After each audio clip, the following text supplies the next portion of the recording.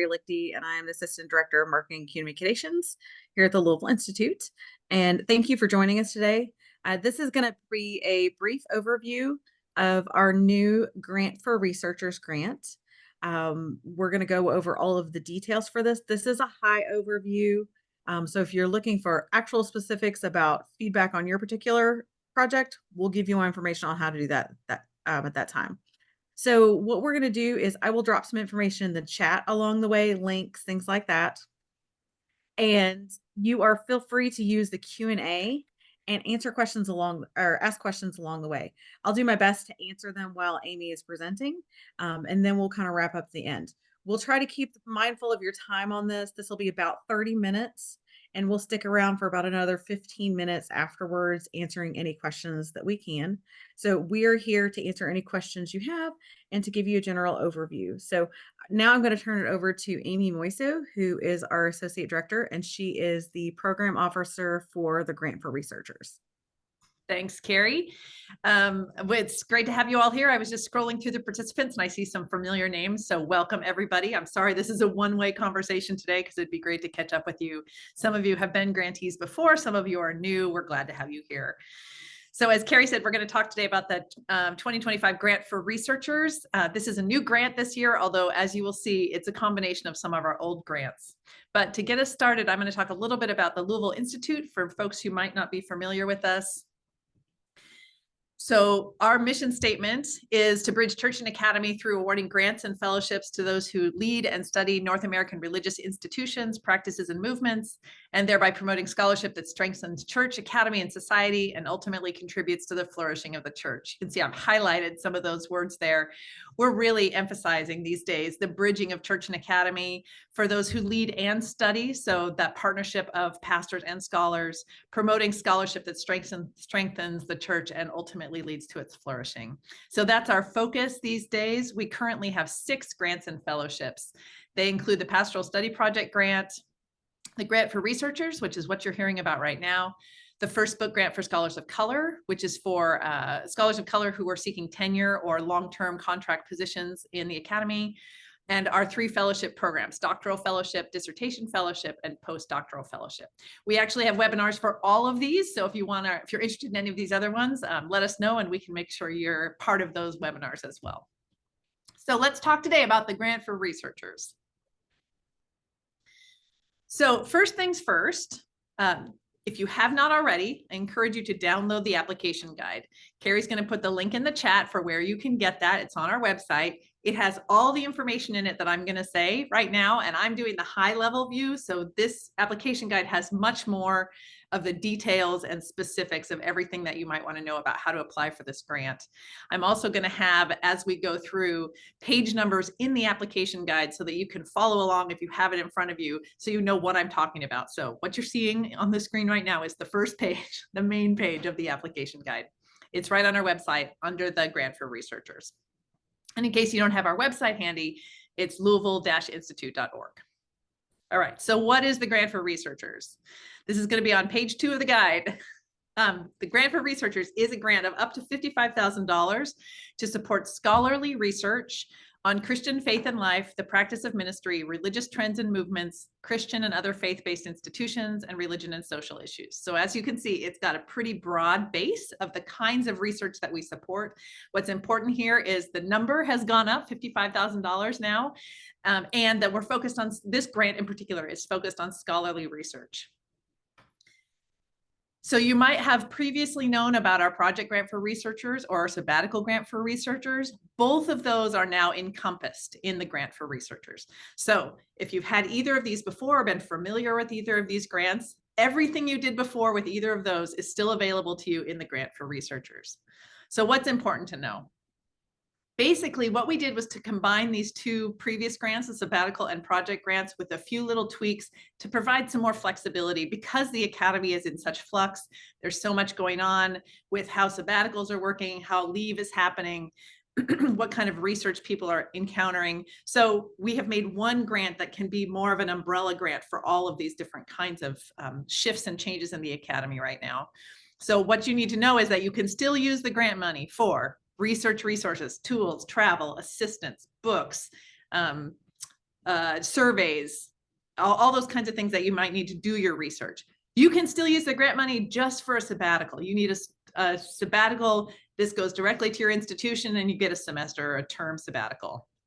It can be used as salary replacement or research leave, course buyout, like if you need to do research in the summer, for instance, or you're going to have a reduced course load and you need some course buyout, or you can do a combination of all these things. We're going to talk a little bit more about that as we go along, but that's the idea of the flexibility of this grant for researchers, is all the things you could do before, but all in one grant with this higher financial amount. So who's eligible to apply for a grant for researchers? This is on page 3 of the guide. These are scholars and researchers. So this is a grant for scholars and researchers who are based in the United States and Canada, who have completed a terminal research degree, usually a PhD, STD, or THD. We have some flexibility on that, but the idea here is it needs to be a terminal research degree, not a practical degree. It's most often folks who are teaching in higher education at a university, seminary, or theological school, sometimes also a private high school. But you may also be somebody who works in a research institute or at some organization, nonprofit, in other academic or ecclesial settings, or you might be an independent researcher. We encompass all of those different things in our work. And all of those folks are eligible for a grant for researchers. One note here, you don't have to be part of a particular faith tradition to apply for a grant. So there's no statement of faith you have to fill out. There's no other measure of your own personal commitment to the church, but your project needs to be connected to the church. That's a stipulation of the Lilly Endowment, who does our funding. So just know that in your project, as you're articulating what your research is, it needs to be connected to the church or Christianity in North America. Other eligibility things. Doctoral students should apply for one of our fellowships. Typically, students are not eligible for our grants, but we do have fellowships for doctoral students in PhD programs.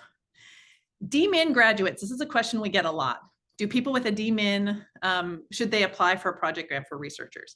What we found is that DMin graduates are typically more competitive in our pastoral study project grant program. If you have a DMin or another practical degree, you need to be able to demonstrate a capacity for peer review level research or peer review publication history to be really competitive for a grant for researchers, because you're up against people who are doing that level of research all the time. So if you're a DMin, you are not prohibited from applying, but we strongly encourage you to apply for a pastoral study project grant. If you have questions, if you are in the DMin world and you have a question about whether or not you're eligible or which one you should apply for, just send us an email. We get these questions all the time. Email grants@louisvilleinstitute.org. This is a monitored email address. This is not an automatic one. It goes to an actual person in our office, and we will get back to you answering your questions about your eligibility, because you may be sort of on the margin of some of these things, and we're happy to answer your questions about eligibility. Okay, how can you use your grant funds? I said this a little bit already, but here's a little bit more. This is on page 4, and I noticed on page 16 in the application guide. So you've got 2 different places to look. These are the ways you can use grant funds. The first one is for research, right? So costs associated with scholarly research, like compensation for research assistants, interviewees, consultants. You want to hold a focus group. You want to bring people together to do some interviews or some surveys together. You can compensate them with grant funds. You can pay for tools like database access, survey software, transcription services, other technological tools that you need to do your work, to analyze your data, those kinds of things, all covered under grant funding. Travel associated with the research, you need to go see some archives, you want to go to site visits, you want to visit churches, whatever that looks like. Travel associated with the research can also be used, is also a way to use funds. If you have childcare or other family support needs that would allow you to do the research, you can use grant funds for that. So if it would help you to have someone come in and take care of your children or someone else you're caring for so that you can do the research, you put that in your grant budget and it can be funded. And then, of course, in addition to any of those research tools, if you need to do a course buyout or some kind of salary replacement for leave, say for a summer term or to do a reduced course load or something like that, you can use grant funds for that. Second major way you can use funds, of course, is a term or semester sabbatical, right? So you're not going to apply for specifics related to the research, but you're going to be gone for a semester and you just want all that money to go to your institution to pay for your semester away, totally fine. And then finally, you can do a combination, right? So maybe at your institution, you can have a semester off for $40,000 and you still have $15,000 potentially to apply for through our grant to do some research assistance or to get some database access or whatever. You can do a combination, and I'll talk a little bit more about how those budgets work. So basics of the grant timeline. Application date is September 15th, 11:59 p.m. Eastern time. Awards are announced in February. Part of the reason for that long delay between the application date and the award announcements is because we expect to have a lot of applications and it just takes a long time to go through all the applications. Your project can happen anytime between April 1st, 2025 and December 31st, 2026. So for those of you who are thinking about a sabbatical, you know you need to apply ahead of time. In this grant cycle, you have more than 18 months to plan that ahead of time. Again, next year, it'll be the same. It'd be April 1st to December of the next 2 years. So we're looking at this grant as something that extends over a long period of time so that you could do some of that planning ahead of time. Everyone who's part of our grants program, this grant program, is invited to Winter Seminar. I'll say more about that in a second, but the dates for this cohort of folks would be January 21st to 23rd, 2026. So not this coming January, but a year from January. You might be wondering, what is Winter Seminar? Winter Seminar, this is on page 6. Winter Seminar is a 3-day gathering here in Louisville, where we bring different award recipients from our different grant programs to talk about their projects together. It's a great opportunity to sort of get some feedback from people. As you can see, you might be halfway through your project at the time you come to Winter Seminar. It's a great opportunity to hear about other people and where they are in their projects, to get ideas for what next steps might be. Maybe you're toward the end and you're trying to figure out what the final result looks like. All those kinds of things are what happens at Winter Seminar. We pay all your expenses to come, so there's no cost to you. You just have to be here January 21st to 23rd, 2026. So all this information, again, is in the application guide. How do you apply? So this is in the section, this overview that I'm doing right now is in the guide from page 10 to 13, but the whole second half of the guide is really about the application. First of all, download that guide, read it through carefully, and know what you need to prepare ahead of time. If you're planning to take a sabbatical, begin the processes for requesting that sabbatical through your institution sooner rather than later. You don't have to have your sabbatical approved before you apply, but if you're awarded a grant, we're going to want to make sure that you actually are going to be able to take that sabbatical. So go ahead and apply or start those processes now so you can tell us about what that looks like for you. Clearly, if you're going to do a sabbatical 2 falls from now, 2 autumn semesters from now, you may not know yet what that's going to look like by the time we announce grants. That's okay, but we need to know sort of where you are in the process and what it looks like at your institution. You're going to create an online profile in our application portal. Everything is submitted online. You're going to prepare all your materials and submit them by September 15th, 2024. And you're going to send any questions you have to grants@louisville-institute.org. Please feel free to use that. We really do respond to your questions that way. All right, so what do you need to put together for an application? This is a brief overview. It's detailed much more, pages 10 through 13 in the application guide. The key pieces that you need to understand what your core question is. What do you want to explore? Why is it important to you, your community, and the church in North America? The clearer and more refined your question, the better your application will be. Doesn't have to be, you don't have to have everything figured out. We understand you're going to go do the research, right? But what is that core question and why is it important right now? If you ask a very general and broad question, the selection committee is going to wonder what you're actually going to do with that question. So really refine that question. You all know this. You've done research before. You know how research questions work. In this case, we also want to know why it's important to you or your community. So feel free to also include your own passion and enthusiasm for the work that you're doing.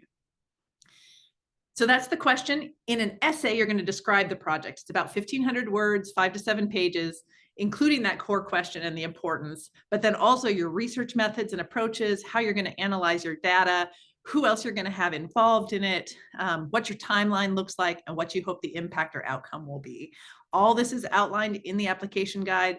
Make sure when you're writing your essay, you hit all the different points of that essay, of those essay prompts, so that we can really see on our side how your project is going to flow from start to finish. We're asking for a bibliography specific to your project so that we know the kinds of resources you're working from. budget plan, which I'm going to talk about in a second. Your CV or resume, this is important. Please don't send us more than 4 pages. We don't have time to read more than 4 pages, and we really only need those critical pieces of your background, not everything you've ever written. So please only send us 4 pages. We won't read past 4 pages. So please only send 4.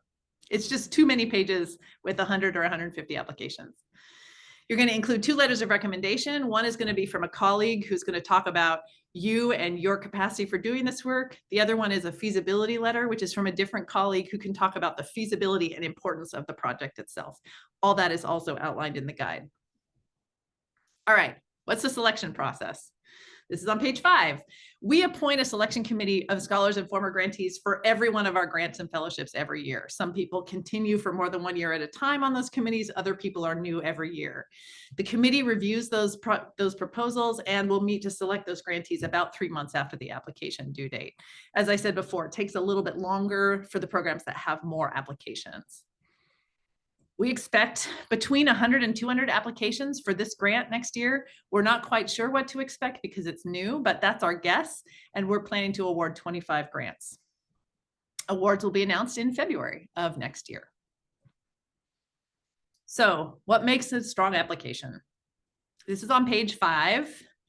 First of all, we really need you to do a clear and intriguing core question and articulate its importance. If you can talk about how it's important to the church in North America, that's great. If you want to talk about how it bridges church and academy, that's great. But we need you to name those things for us. Our selection committees are made up of scholars who are usually in religious fields, but they're all different fields. So if you're in history and you have a committee that doesn't have any historians on it, you're going to need to explain why is this important within your field, within the context that you're working for the church in North America, or how does it bridge church and academy? We are looking for a thoughtful and intentional research plan that responds to all the essay prompts, as I said. So all those different pieces, the timeline, the research methods, all those kinds of things, please make sure you include those in your essay. We know you're not going to have everything nailed down a year and a half in advance and that things are going to change. So what we're really looking for is that you're thinking about it and that you're intentional about what you're doing, not so much that you know every single thing that you're going to do. So if you don't know for sure how many interviews you want to do or how you're going to put together focus groups or which resources or archives you're going to visit, that's okay. Just make sure that you have enough in there for us to get a grasp of your plan. We're really interested too in what you hope the income or the outcome or impact will be and why it matters. This is in some senses different from some kinds of research granting agencies because we really care about why this is important, why it's important to you, the church, the academy, to bridging those two. So it's okay to put yourself in the essay and talk about why this matters to you and why you think it should matter to other people. Please do complete all the application elements and do them well, right? We're not going to count your typos. We're not even going to count your words. But if you turn in a 15-page essay and we've asked for 5 to 7 pages, we're going to notice. So please follow the instructions, put together complete and clear application elements. We're not going to get fussy about little teeny details, but in a tight competition, sometimes those details can matter. So the more complete and well-constructed your application, the better for you. And please follow the directions. If it says put page numbers on all the pages, please put page numbers on all the pages. Again, we're not going to do demerits if you miss these things, but it will help you if you do it well. All right, quick things about the budget. The budgets are detailed in the application guide. So I'm just going to say a couple quick overview things about the budget. And then if you have questions, please ask us. So for budgets, you need to supply one of 2 things. You can find all this in pages 14 to 21. If you're going to do sabbatical and all the money is going toward paying your institution so you can have a semester sabbatical, we just need a little statement that says that. You don't have to put together a budget that describes everything about it because it's really just that one thing. And I'll show a sample of that in just a second. So we either need that or we need a budget, which is basically 2 pieces, a line item and a budget narrative, right? So either you're doing just sabbatical or you're doing a project that involves research leave and research resources and that kind of stuff. And we need a line item and narrative budget for that. Let me say more about what that means. If you're doing a sabbatical, and all you need is salary benefit replacement, We just need a statement that says something like this: the total amount of this grant, $55,000, will be made payable to my institution, used for my salary benefit replacement for this research leave during this semester or this term or these months. That's it. That's all you have to do for sabbatical. If you're doing a budget because you want to ask for a variety of different things, they have two parts. The line item budget, which is like an Excel spreadsheet that lists the categories and the dollar figure. I'll show you a sample in just a second. And a budget narrative, which explains what each of those categories is for, why it matters for your project. So 2 parts for the budget. Again, pretty simple. Line item budget looks like this. We're going to do, this one has salary and benefits for 2 semesters and research costs, books, telephone, etc., travel. That's a very simple version of just a sample of what it might look like. But we're just talking about, this is what I'm going to do in 2025. This is what I'm going to do in 2026. Here's the total. It's under $55,000. While I'm thinking of it, if you're in Canada and you want to do your budget in Canadian dollars, you are welcome to do so. Just make sure that you do the totals in US dollars so that we can see the final amounts that are less than $55,000 US. And if you would include the exchange rate for when you did that planning, that would be helpful as well. The budget narrative that goes with the line item budget, again, pretty simple. You're going to write the budget item, how it helps accomplish the project, and how you calculated the amount. Really basic. For example, you need a research assistant, you want 60 hours, you pay $20 an hour. That's how you got to $1,200. You want to pay your participants, you're going to do interviews, you're going to pay them 50 bucks each, it's $250. That's all we need. So the line item and then some explanation so that we know why you're paying those amounts and why it's related to your project, how it helps you accomplish your project. All this is explained in great detail in the application guide. So if you have questions, make sure you check that out. A few other things to know as we come to the end of this. You can ask for feedback ahead of time. This is in the guide on page 7. You can also find these links on our website. We have an online form that you can fill out to get feedback on your project idea. We cannot review your applications or review things if you send us the whole document ahead of time. We just don't have the capacity to do that, but we can give you brief feedback on your idea. So these are the questions you're going to have to fill out. What's the primary question you want to explore? Why is a project important to you, your community, or the church in North America? You should be hearing some themes from me at this point. I'm sounding repetitive now with these different elements. And then finally, how are you planning to carry out your study? What are you thinking about in terms of research methods, in terms of who you want to talk to, who your partners might be, etc. You fill out that little form, it comes to me, I give you feedback. Can you apply with a team of people? This is on pages 6 and 9 in the guide. Yes, you can apply. Up to 3 people can apply together for a grant. Each person needs to have significant and necessary roles. So things like consultants, advisors, interviewees, these are not team members. These are actual researchers who are doing the research together, who are part of the team. Team members need to be included in the original application. You can't add them later. And that's because of this. Grant funds are issued to a single institution. So somebody on your team will need to be the project director. That person is going to receive the funds from us through their institution and distribute them in order for the research to get done. It's because we can't split those grants easily on our end. So they need to go to a single institution. So that project director becomes the key person in making sure that the application is complete and then in distributing the funds once they're received. The total grant requested is limited to $55,000 regardless of how many team members you have. So just because you have 2 team members doesn't mean you get $110,000. 55 is the total regardless of that number. Again, detailed instructions are in the application guide. Finally, some tips and advice. Start now. Make sure you know what you need to do ahead of time. The most refined projects are ones that have been through several versions and revisions and have gone through conversations with other people. And it's clear on our end when we're reading that people have done that work ahead of time. We don't accept applications after the due date, so you need to have them turned in at that time on September the 15th. Look through our previous grantees on our website to see what kinds of projects we funded in the past. We may have funded something on a topic that's very similar to what you're doing. That's not necessarily a negative. Maybe you can build on what's been done before, but it can help you know what's been done in the past to know how to situate your project. Ask any questions or seek feedback from us as soon as possible. Feedback can take some time on our end because we're inundated with feedback this time of year and we answer it in the order it's received. So please do that early rather than later. Share your application with colleagues to get their input and ideas. If you're new to writing grant applications, this is a great opportunity for you to find somebody who's done it before and ask for advice, because it's not necessarily transparent how this process works.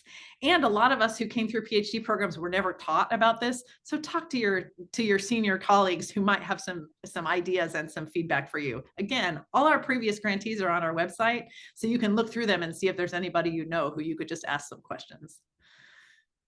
Make sure to give your recommenders plenty of notice about the application timeline. When you apply, you will put those recommenders' names into the application portal, and they get an email from us telling them that it's time to submit their recommendation letters, and they have an extra set of time to turn in those recommendation letters after that September 15th due date. But they still need to know that they're going to be asked for a recommendation letter, so make sure to ask them ahead of time. And follow the instructions, as I said. Quickly, a couple other things. What else do you need to know? You can only apply for one grant or fellowship per year. So between now and next May 31st, only apply for one. So if you're going to do the grant for researchers, that's great. If you're going to apply for something else, that's great, but only one. If you've received a grant or fellowship from us before, you have to finish your paperwork and finish that grant before applying again. You can't use LI funds for tuition or other expenses toward a degree. Current students are typically not eligible for our grants. PhD students can apply for our fellowships. And finally, this is a sort of a weird Lilly stipulation, but if you have grant funding from Lilly already as an individual, you can't have that and another grant that together total more than $55,000. And since this grant is for $55,000, if you already have a grant for $10,000, you can't ask for more than $45,000 from us, if that makes sense. That limit does not apply if it's your institution that received a Lilly grant. It's only for you personally, okay? So if you personally have received another Lilly grant from some other Lilly organization, that's where that $55,000 limit is. If you have questions about that, please ask, because it's a little confusing, and we're happy to talk about your particular situation. All right, Carrie, it's time for questions. Hello. So we've had all sorts of questions on here, and I'm trying to get through very quickly. Let me get back up to the top here. This was a good one that I thought from the beginning. How applicable or relevant to Christianity in North America? How's that interpreted? I'm particularly thinking of like global ethics, realities, human rights, things like that. So how would you kind of determine? Yeah, so this is an ongoing conversation on our part, especially as we continue to look at things globally and not just through North America. That North American stipulation is from Lilly, but here in our offices, we are happy to receive your argument for why your project matters beyond, why your project matters to the church in North America, even if it's more globally focused. Where we kind of draw the line is if your project is based on something completely happening elsewhere.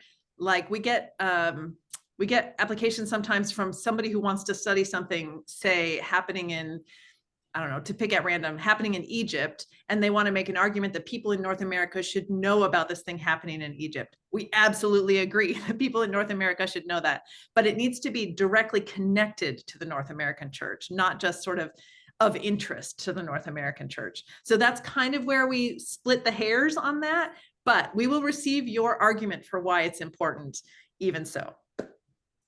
All right. Can funds be used to produce a video documentary based on the research?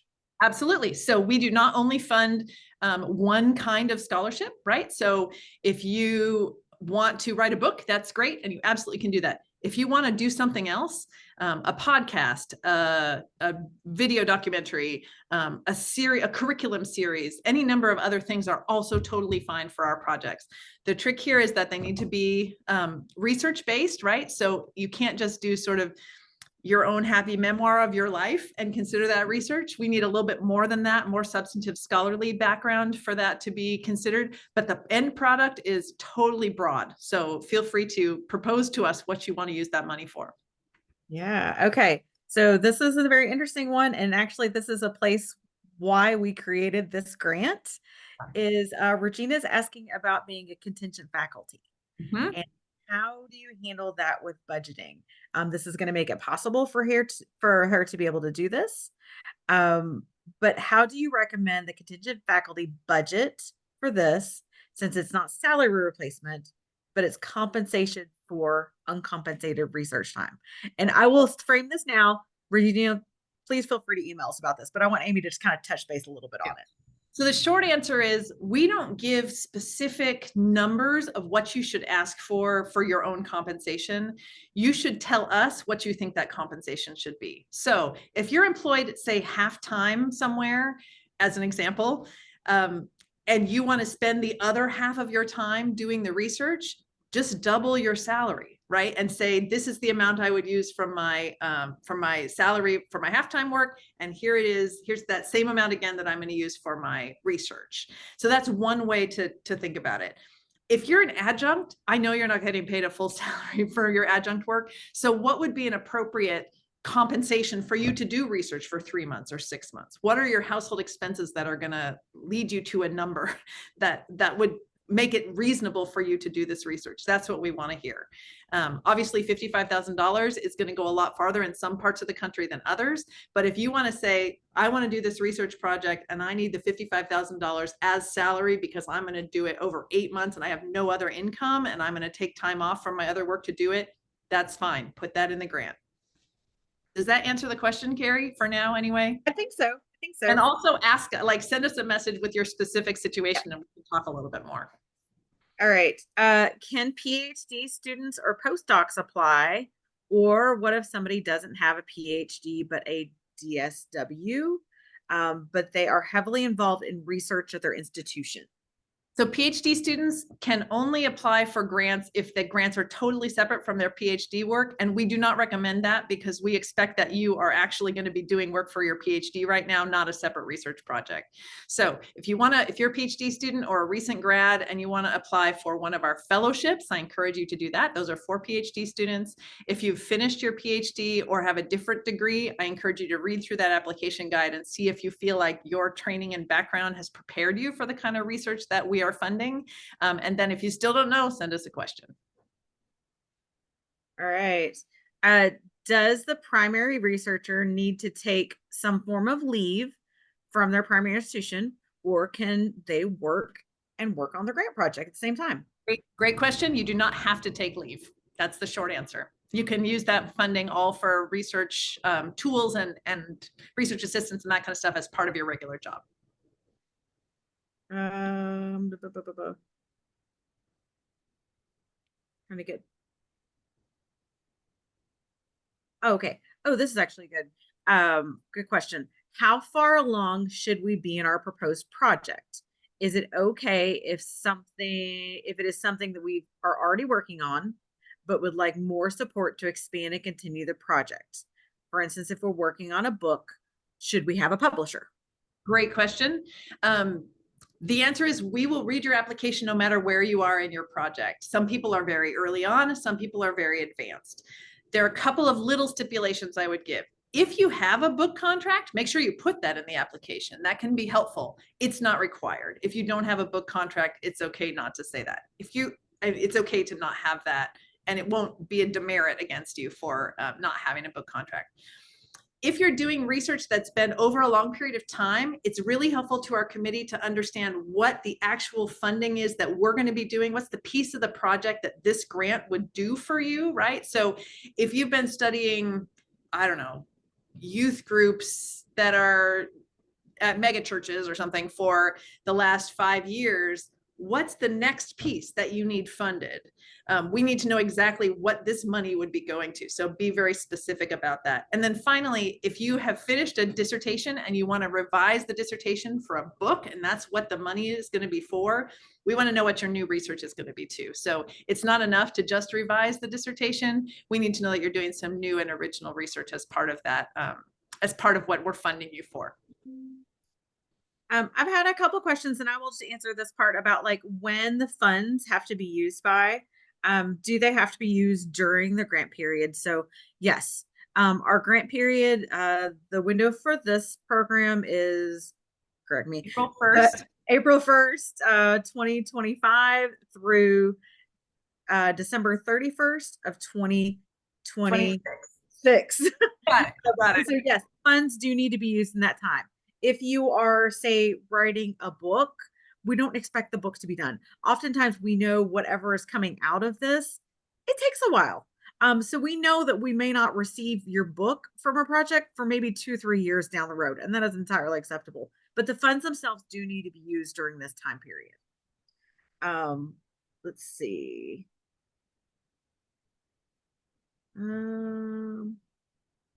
If we are hoping to hire a graduate student as a research assistant, can we use funds for their tuition as part of the package? I don't know. I don't know why not, but I think you probably shouldn't tell us that. I think you probably should just say, we're going to pay a research assistant this amount of money, and then what they do with it on their end is their deal. Yep. That makes sense. I've had a couple of questions about independent researchers, so I'll answer that one. As far as funding, typically funding goes through an institution, but if you are an independent researcher, that is no problem. We can make the funds to you as the individual, or if you are even loosely associated with an institution that you want the funds to go through, that is fine as well. We'll discuss all of that should you be awarded. Let's see. I'm scrolling as well. Feedback forms, Amy.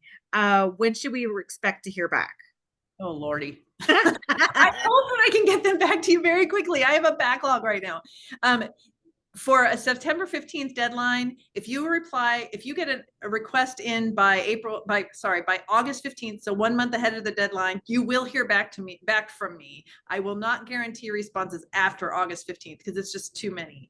I think the person who's asked this question is actually someone who has already requested feedback, whose email is sitting in my inbox, but I could be wrong. So I'm getting to them as soon as I possibly can. I'm going on vacation in a week and a half, and I hope to answer all the ones I've received before I go. So hopefully within the next week and a half, if you've already asked for feedback, I am very sorry for how long it takes. That's all. I'm going to kind of loop a couple of things about publications.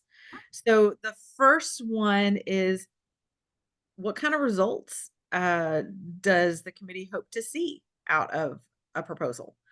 Books, articles, public scholarship? I think generally speaking, in the past, that question has been answered in a publication form, right? That the academy sort of writ large wants to see books and peer-reviewed articles and those kinds of things. As the Louisville Institute, I would say we're shifting a little bit. Those are still very desirable outcomes because they're measurable scholarship out in the public sphere, but that's not the only way to do public scholarship. So again, you make an argument to us. What's the best form to get your research out into the world, right? What is needed right now to make your research known to the church? How are you going to do that bridging in a way that makes sense for the church communities that you're connected to? And if that's not a book, because that's not the context in which you're working, that's okay. Just tell us, make that argument for us so that we can see and support those new ways of sharing scholarship as well. All right. So speaking of books and publications, if you're going to write a book, does it need to be under contract at the time we apply? It's not. Good. That's yeah. So then speaking of books, if funds were used to support book writing for an independent scholar, what kind of press counts as scholarly?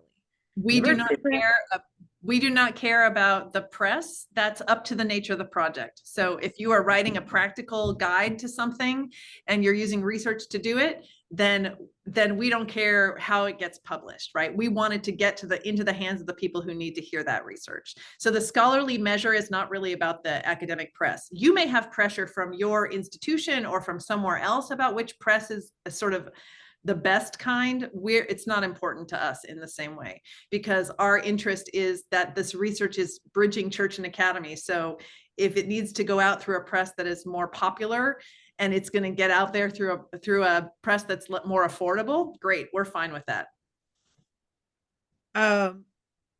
This kind of answers or asks a question about kind of the nature of the things that we fund. So what about historical based research, including biblical studies? The subject matter is obviously not something that happened in North America, but theoretically, depending on how it's approached, is relevant to the church in North America. Is that correct? Yep. The idea is, again, make an argument for us. So we fund biblical projects all the time. This is another point where you might look at our website and see the kind of projects we funded before. Most of them make some kind of connection between the importance of their work and what's happening in the world, and particularly in North America. So you're probably less likely to get funded if you're going to focus on a very obscure time and place that is a very narrow focus topic that is applicable to particularly people within your guild. We're less likely to fund that because of this more broad focus of what we're aiming toward, and this connection of church and academy. But that doesn't mean you can't apply and can't make the argument for us about why this should matter to us. Again, we're not looking for anything in particular other than that you can tell us why this is important. We have some ideas of things that are important, but we're always convinced by the applications we read. So please feel free to make those arguments to us about why it matters. We're going to wrap up just a few more questions. If you are still on, we will be here for about another 3 minutes. One person asked, what if you apply and your circumstances change and you need to reallocate budget amounts to different categories? I'll take that. That's easy enough. So Happens all the time.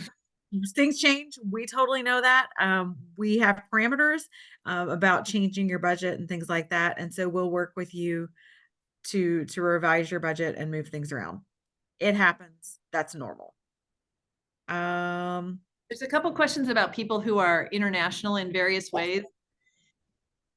This is a complicated question because we know that people are scholars all over the place, but maybe from the United States and Canada, or maybe affiliated with a university in the United States or Canada, but working in another place. The best thing is to send us a direct message about it so that we can answer your specific circumstance. Generally speaking, if you are based somewhere else, we can't give you a grant because of the weirdnesses of sending stuff internationally and bringing you in for the winter seminar from an international location. Those are the reasons why that doesn't usually work for us. And because we really need it to be focused on North America. And if you're based somewhere else, it's a little unclear how that works. But send us a message and we will deal with your specific context and situation and try and figure out what makes the most sense for you, because it's just complicated. I have 2 more. One is about what if they're just requesting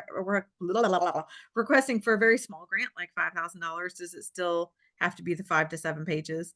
I'm gonna say beef it up. Yeah. Uh, ask for Ask for more money. that you Is what we're need. saying. Ask for Ask more. for more money. So ask for more money and send us a really strong proposal.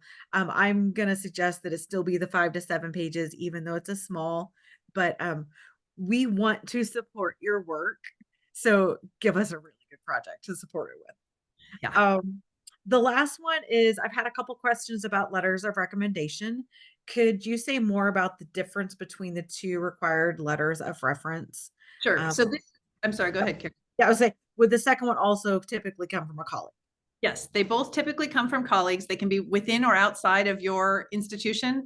It's detailed in the application guide, so please feel free to look there. The actual prompt that the letter of recommendation writers get is in the application, so you can see exactly what they'll be asked for. But yes, the idea is we want somebody who can speak to your gifts and skills and somebody who can speak to the importance of the project. And those are typically both colleagues who are familiar with you and the work that you're doing. That is all of our questions. And so we're going to wrap things up right now. I did have a few questions about whether the video would be available and the slides. The video will be available in the next couple days, and we will also make sure the slides are available as well. So you'll receive an email from us. Again, if you have any questions, reach out to us at grants at Louisville-institute.org, and we are happy to answer all your questions. Looking forward to your applications. Have a great week. Thank you so much.